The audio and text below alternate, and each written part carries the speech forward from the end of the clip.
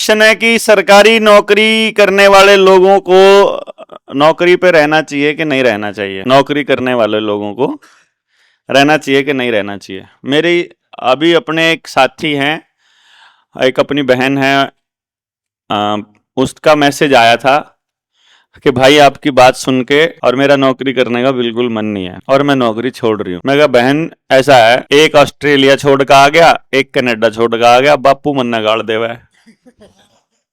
घर वाले मेरे को गाली देंगे हैं। एक तो वो लड़का कुरुक्षेत्र से आया था, कहता मैंने डॉक्टर साहब की बात सुनी, ऑस्ट्रेलिया गया हुआ था, कह रहा मैं तो लात मार के ऐसी जिंदगी, नरक जैसी जिंदगी जी रहा था, रियलाइज ही नहीं हुआ था। जब बिला बलारा जी की वीडियो सुनी तो रियलाइज हुआ कि मैं तो वैसी जिंदगी तो मैं जीने लग रहा हूं, तो मैं अपने घर से दूर क्यों आया खाम खाई, तो वो छोड़ आया ऑस्ट्रेलिया से। इनके घर वाले इनको गाली देने लगे कि तू तना बिगाड़ा, ये बोला मैंने नहीं, वो डॉक्टर दूसरा है।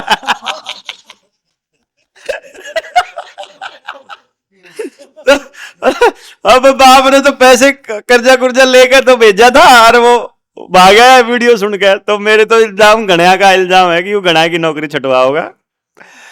तो मेरा तो ये सलाह है कि जो भी भाई सरकारी नौकरी पे है वो नौकरी ना छोड़े। मैंने उसको सलाह दी थी, मैं कहा देख भाई, नौकरी को नौकरी की तरह मत करो, नौकरी को काम की तरह करो, क्योंकि आप नौकरी नहीं करोगे फिर भी कुछ तो करोगे ना। और मान लो आपका पैशन है वो नौकरी, या पैशन नहीं है और आप वहां रह करके रिसर्च कर सकते हो, डिपार्टमेंट की जानकारियां इकट्ठा कर सकते हो, डिपार्टमेंट के कौन से कृत्य हैं जो समाज को बर्बाद कर रहे हैं, उनकी जानकारी केवल अंदर का आदमी दे सकता है, बाहर का आदमी थोड़ी बता सकता है। भाई अगर मान लो थाने का थानेदार हमारे फेवर का हो, वो हमारी बात सुनता हो, हमारे को फेवर का हो, तो कम से कम वो अपने सिपाहियों को यह कहेगा ओए दिखाना ज्यादा है, मारना थोड़ा है, ऊपर से ऑर्डर डंडा लाठीचार्ज करना पड़ेगा लेकिन जोर का नहीं मारना। है कि नहीं? वो उसका यह फायदा हो जाएगा। और हमारे साथ तो ऐसा हुआ, हम झारखंड गए हुए थे आदिवासियों के इलाके में, और वहां हमारे को तो आदिवासियों ने तो बिल्कुल सर आंखों पे बिठा लिया, और थाने का थानेदार था, वो जो एसएचओ था, वो अपना थाने में बोल गया कि मैं फील्ड में जा रहा हूं। वो तो आ गया, चौकी इंचार्ज बोला भाई मेरी बिटिया बीमार है, मैं तो जाऊं हूं। वो एक दो सिपाही की थी, वो कोई बहाना करके चला गया थाने में से, कोई सा बहाना करके, और वो अपना 11 बजे से सारे इकट्ठे हुए तो पता लगा सारे मेरे प्रोग्राम में। अब बोले भाई तू यहाँ क्या कर रहा? बोले तू क्या कर रहा? बोले मैं तो डॉक्टर साहब की बात सुनने आया था प्रोग्राम में। बोले मैं भी आया। तो वह अपनी बात को समझते हुए मिले। तो अब जो वहां उस एरिया में कोई भी साथी अपना अगर बात करता है एक्चुअल, तो पुलिस वाले को सारा पता होता है कि ये जो बात कर रहे हैं ये बिल्कुल सही कर रहे हैं, तो वो हमारे साथियों के ऊपर कम से कम इतनी बर्बरता से नहीं अटैक करते। उनको मालूम होता है कि ये अपने हक की लड़ाई लड़ रहे हैं और समाज को बचाने की लड़ाई लड़ रहे हैं, ये कोई आतंकवादी या गलत आदमी नहीं है। तो ये भी सिंपैथी बहुत बड़ी चीज है हमारे लिए। अब फिर हमारा साथी मान लो स्कूल में टीचर है कोई, उसको बात समझ में आ गई, मान लेते हैं कि ये समझ आ गया कि हमने बर्बाद किया पूरे सिस्टम को और अब हम ठीक करना चाहते हैं। तो सबसे हम क्या करना चाह रहे हैं? हम भी एजुकेशन सिस्टम पर सुधारना चाह रहे हैं, और वहां ऑलरेडी टीचर के पास पावर है कुछ भी करने की, तो फिर हमें कहीं बाहर से नहीं लाना पड़ेगा ना आदमी, वो ऑलरेडी वहां पे है, ऑलरेडी सिस्टम के अंदर है। तो अब उसको क्या करना है? अपने बाकी के जो टीचर्स हैं उसके साथ बातचीत करनी है। और मुझे पूरा यकीन है अगर आप उनको पूरी शिद्दत से समझाओगे, टाइम लगाओगे, दिल से समझाओगे, किसी गधे को समझ में नहीं आएगा। सिर्फ जिसका जमीर जिंदा है, खानदानी आदमी है, ओरिजिनल खाना खाता। हमारी बात समझने के लिए पहली कंडीशन है कि वो रासायनिक खाना ना खाता हो, मीट मुर्गा मांस ना खाता हो, रेगुलर नशेड़ी ना हो, परमात्मा में ध्यान करता हो, दूसरे आदमियों के दुख दर्द को महसूस कर सकता हो, केवल उसको बात समझ आएगी अपनी। जो आदमी हद दर्जे का स्वार्थी आदमी है उसको हमारी बात नहीं समझ में आएगी, वो गालियां देते हुए निकलेगा। इसलिए जब आप समझाओगे तो समझा दो।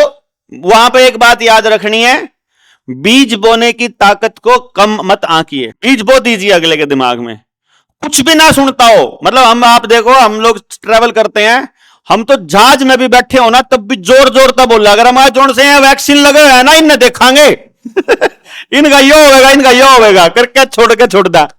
एक आधा बड़कसी मानदा था, क्या होगा जी भाई साहब, क्या होगा वैक्सीन वालों का, फिर जोर जोर से बोल के सबने बता दिया यो होगा। नहीं भी हो अगले का बीज बो दिया। ठीक, इस तरीके से तो बीज बोने को आप कम मत आकिए पहले नंबर पे। दूसरा, जब आपको यह यकीन हो जाएगा कि डिपार्टमेंट में आपका कोई मददगार नहीं, अभी हम टीचर पे बात कर रहे हैं, जब यह मालूम पड़ जाएगा कि कोई भी आपकी मदद नहीं कर रहा है, उस वक्त आपको फिर पेरेंट्स की मदद लेनी पड़ेगी, क्योंकि जो एजुकेशन के अंदर जो बदलाव लाना चाहते हैं वो पेरेंट्स की मदद से लाना चाहते हैं। ऑब्वियसली जो बच्चा सरकारी स्कूल में है, जो सरकारी टीचर की बात कर रहा हूं अभी मैं, जो सरकारी स्कूल में मां बाप पढ़ रहा, जिसका बच्चा सरकारी स्कूल में पढ़ता है, उस मां बाप के पास अपने बच्चे के लिए चिंतन के लिए और बातचीत करने के लिए और समझ के लिए समय नहीं है। ना उसके पास समय है, ना उसके पास समझ है। लेकिन जो दूसरे मां बाप हैं, दूसरे पेरेंट्स हैं, उनको है। तो अब उस टीचर को गांव में उतरना पड़ेगा। उसके लिए एजुकेशन की वो ट्रेनिंग हमारी पूरी होनी चाहिए। एजुकेशन की ट्रेनिंग पूरी करने का क्या फार्मूला है?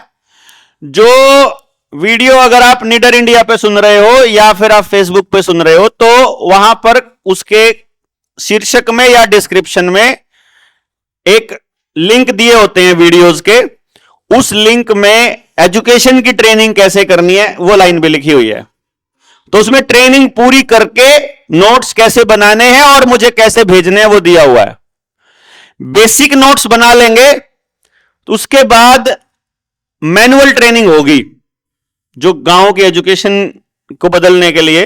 और उसके ऊपर जिसने भी प्रैक्टिकल किया है, आपने किया है, अपना एक्सपीरियंस एक बार शेयर करो कैसे कैसे, जब आप मुझे बता रहे थे आप एक बार शेयर करना, क्योंकि आपको मालूम पड़ेगा कि उसका अभी तो इन्होंने सिर्फ बेसिक ट्रेनिंग ही किया है। यहीं पे आ जाओ, यहीं पे बैठ जाओ। मैं 8वीं क्लास पकड़ी क्योंकि 9वीं 10वीं वाले पक्के हो गए। 8वीं क्लास सबसे छोटी थी मेरे पास, और उसमें बहुत सारे बच्चे ऐसे थे, होते तो बेचारे सभी मजदूरों के बच्चे हैं सरकारी स्कूल में जो पढ़ रहे हैं। 26 बच्चे हैं, सारे के सारे मजदूरों के हैं। ज्यादा से ज्यादा किसी एक टीचर का होता है अगर कोई वो चल रहा हो तो, लेकिन उसमें हम लोग टीचर सभी ये बोलते हैं कि यार कुछ कर ही नहीं रहे, बस क्लास में 2-3 बच्चे होते हैं वही करते हैं, बाकी कुछ नहीं कर रहे। ये थी समस्या। तो मैंने डॉक्टर साहब की वीडियो देखी, कोई ट्रेनिंग 3-4 फेस की ट्रेनिंग थी वो, लगभग 20-22 वीडियो है 1-1 घंटे की, सारी देखी है। और जितना समझ आया, अभी नोट्स नहीं बनाए हैं, जितना समझ आया और मैंने करना शुरू कर दिया। तो मैं इंग्लिश पढ़ा रहा था बच्चों को, और मैंने उनको पूछ लिया, 1-2 दिन में उन्होंने बता दिया ऐसे प्यार से ना, जैसे पिता जैसे समझाता है वैसे, और बच्चे आना शुरू हो गए। जो बच्चे डरते थे उन्होंने बोल दिया, तू क्यों नहीं बात क्यों नहीं करता? सर मार पड़ती है। मारने वाले हम लोग ही है ना, हम मार के पढ़ाने वाले थे। अब पता चला, आंखें खुल गई, आंखें खुल गई कि हम इसीलिए हमेशा रिजल्ट भी डाउन आता है। बाद में सरकारी स्कूल में थोड़ी बहुत करके अगली क्लास में भेजना है ना, ऊपर से प्रेशर होता है। तो उन बच्चों को मैंने बोला, जब तक इंग्लिश पढ़ने का मन नहीं करेगा ना, हम नहीं पढ़ेंगे। बच्चे खुश हो गए, ये मजा, ये सबसे अच्छा टीचर है। 15 दिन हो गए, मैंने रोज पूछना आज पढ़ना, उन्होंने बोला नहीं सर। करना क्या है? कोई बोले सोना है, कोई बोले हमने ड्राइंग करनी, कोई बोले अच्छा। इनडायरेक्टली कहानियां उनको मैं लेसन की पढ़ा रहा था। जो गप्पे चल रही ना वो लेसन की चल रही हैं। अच्छा, उनको लग रहा है हम पढ़ नहीं रहे, लेकिन वो पढ़ भी रहे थे। बीच में मैंने पूछा, वही वीडियो देख के ना सारी चीजें वहीं की, बीच में पूछा कि जो लिखने वाला बच्चा है, जिसको लिखना बहुत अच्छा लगता है, हाथ खड़ा करो। 2-3 ने हाथ खड़ा कर दिया। जिसको पेंटिंग बनाने अच्छी लगती है वो पेंटिंग के लिए हाथ खड़ा करो, वो भी कर। जिसको बोलना अच्छा लगता है, अच्छा बोलने वाले को मैंने बोला तूने लिखना नहीं है, तूने मेरे को ना बोल के सुना देना, घर के लिए दे दिया कुछ, बोल के सुना देना। और जिसको बोला पेंटिंग अच्छी लगती है ना, तो उसको थर्स्टी क्रो है ना जो वो थर्स्टी क्रो की पेंटिंग बनाना, और फिर अगर समझा सकता है तो इधर आके समझा देना। वैसा वैसा बच्चे कर रहे हैं, और पेंटर भी इतने जबरदस्त निकले उसमें से। जो सबसे निकम्मा बच्चा जिसको घोषित कर दिया था ना, वो बेचारा इतना दिमाग से इतना हो गया कि उस बच्चे ने ना ब्रश भी नहीं करता था, क्योंकि उसको ना हर जगह उसकी मम्मी भी आती है मेरे पास, डैडी भी आता है, हर जगह ये निकम्मा, इसकी बहन बहुत अच्छे नंबर लेती, ये निकम्मा। और मेरे को बातें ना जो यहाँ से सुन रहा था, मैंने उसके घर में फोन कर दिया, मैं कि ये मेरा ही बच्चा है, इसको कुछ नहीं बोलना। अच्छा, वो बेचारे गरीब लोग हैं, बड़े खुश हुए कि टीचर ने इसको संभाला।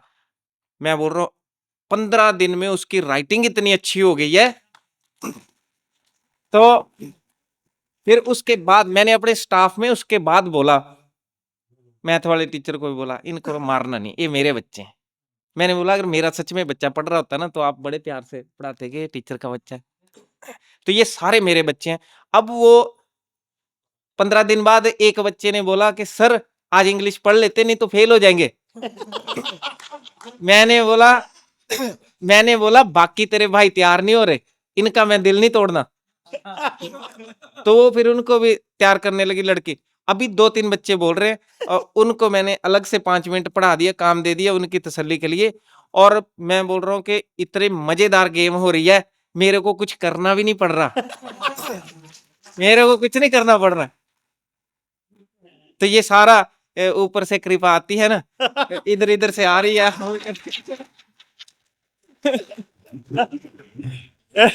हरे वाली चटनी से लगाया करो कृपा। जो आधी छुट्टी में समोसे मंगाते हो। तो मतलब अल्टीमेटली आप देखो, कमाल की बात क्या है कि अगर आप अपने काम को पसंद करते हो और आपको काम करने का तरीका पता चल जाए तो काम काम होता ही नहीं है, इंजॉयमेंट होती है, पूरा फुल टाइम एंजॉयमेंट 24 आवर। और ये तो तब इन्होंने किया जब अभी इनको फाइनल ट्रेनिंग नहीं हुई, इनकी मैनुअल ट्रेनिंग नहीं हुई, इनके बहुत से सवालों के जवाब इनको नहीं मिले, इन्होंने नोट्स नहीं बनाए, ये तो तब है। और आपके एक एक बच्चे के बारे में अगर आपको पता चल जाए कि आपका बच्चा किस काम के लिए बना है, फिर भी आप उसको किताबों के अंदर पागलों की तरह डालोगे क्या? बताओ आप, गांव का कोई आदमी डालेगा उसको? जो बच्चा जिस काम के लिए बना। और कमाल की बात क्या है, कुदरत के सबसे कमाल की बात यह है कि गांव के अंदर उस गांव की तरक्की के लिए जो दिमाग चाहिए वो पैदा कर रखा है।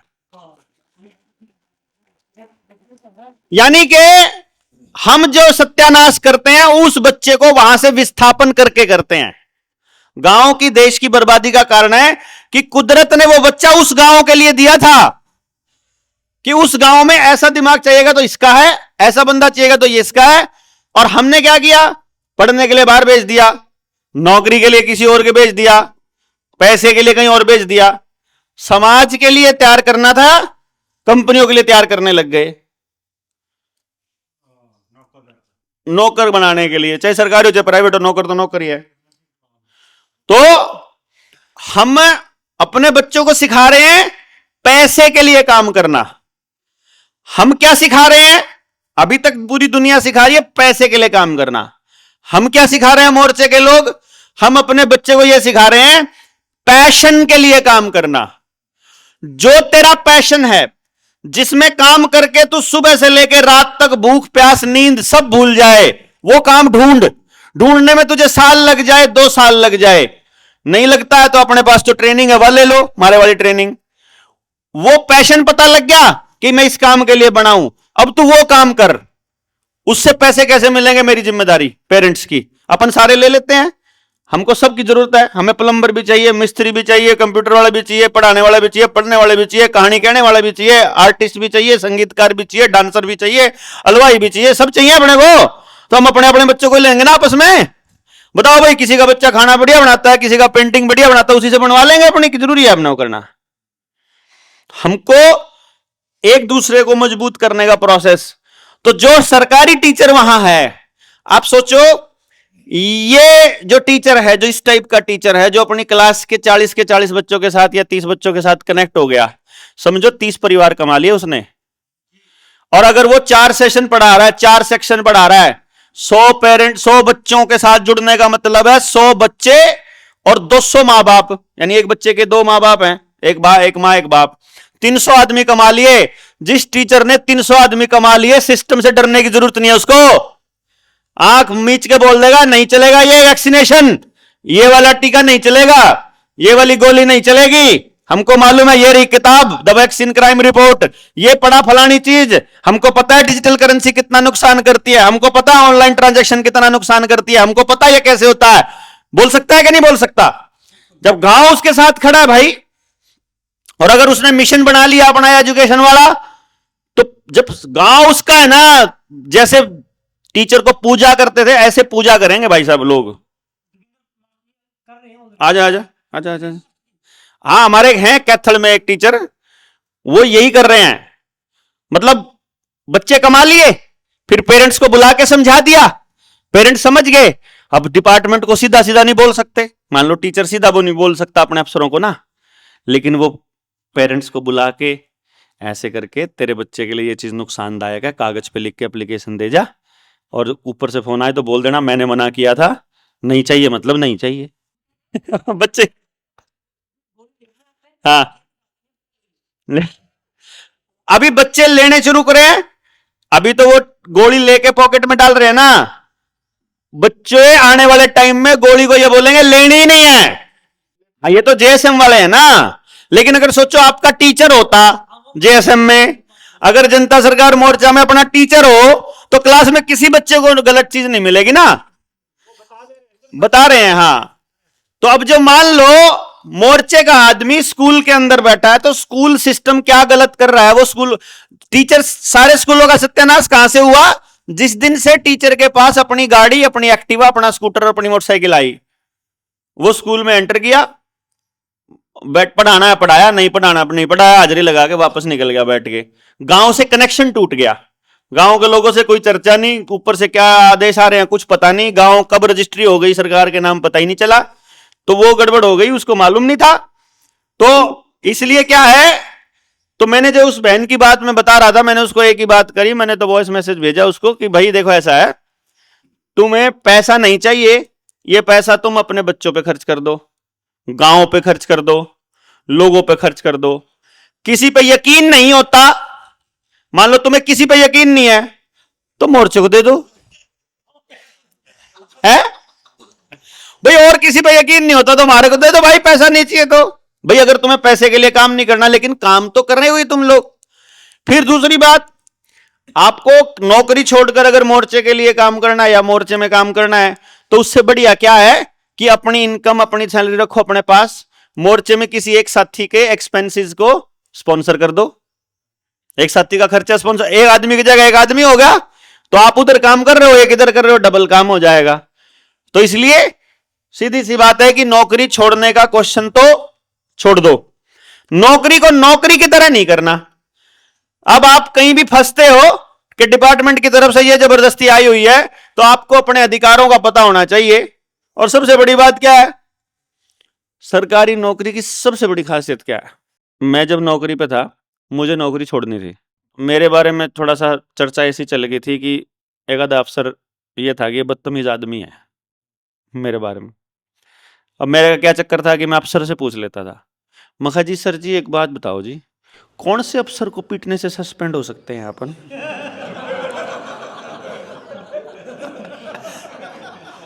अब अफसर जो है वो अपना पहले ही, यार क्या बदतमीजी वाली बात कर रहा है, वो अपने डीलिंग हो रहा है, अशोक यू क्या लेना आया था, यो बुलारा, अगर जी इसका यू काम था, इस तक कह दे फोन कर दिया करेगा, काम इसका वहीं हो जाया करेगा, दफ्तर में आने की जरूरत नहीं है। वो इतने में समझ जाते हैं वो, मगर गुरुजी सस्पेंड होना जी, जो मजा नहीं आ रहा जिंदगी का ना, नौकरी में स्वाद नहीं आ रहा, तो क्यों सस्पेंड होने का, बोला सस्पेंड क्यों होना, नौकरी छोड़ दे। मगर जी सस्पेंड होने का एक फायदा है, पहले सस्पेंड होएंगे, थोड़े दिन बाद 50% तनख्वाह मिलने लग जाएगी, फिर 75% मिलने लग जाएगी, फिर पूरी तनख्वाह मिलेगी, तनख्वाह पूरी मिलनी, सस्पेंड के सस्पेंड है। और फिर एक दिन 20 साल बाद अपना जब रिटायरमेंट के नजदीक से जावे, फिर कोर्ट केस करके बहाली ले लेंगे। सरकारी नौकरी का तो इतना बड़ा मौज है, चक्करी में नहीं पड़ने की जरूरत है। तो रिस्क इसमें जीरो रिस्क है, सरकारी नौकरी में जीरो रिस्क, बिंदास खेलो, आपने गलत नहीं करना, बस खाली फंसा हुआ कौन है, सरकारी नौकर जिसने कहीं अपने कलम से गड़बड़ कर रखी है, सिर्फ वो फंसा हुआ है, क्योंकि एक बार रिटर्न में आ गया तो आ गया, और जो रिटर्न में नहीं है उसका कोई कुछ नहीं बिगाड़ सकता।